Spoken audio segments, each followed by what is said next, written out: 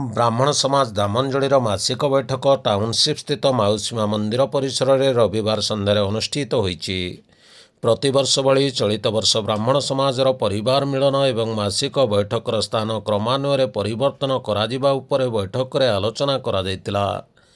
ଆସନ୍ତା ଏପ୍ରିଲ ମାସ 12 ତାରିଖରେ ବ୍ରାହ୍ମଣ ସମାଜର ପରିବାର ମିଳନ ଅନୁଷ୍ଠିତ ହେବ ବୋଲି ସ୍ଥିର କରାଯାଇଥିବା ବେଳେ ମାସିକ ବୈଠକ ସେକ୍ଟର 3 ମାଉସୀମା ମନ୍ଦିର ସମେତ ମାଥାଲପଟ ରାଧାକୃଷ୍ଣ ମନ୍ଦିର ଏବଂ ଭେଜାପଟ ଶିବ ମନ୍ଦିରଠାରେ କ୍ରମାନ୍ୱୟରେ କରାଯିବ ବୋଲି ବୈଠକରେ ପାରିତ ହୋଇଛି।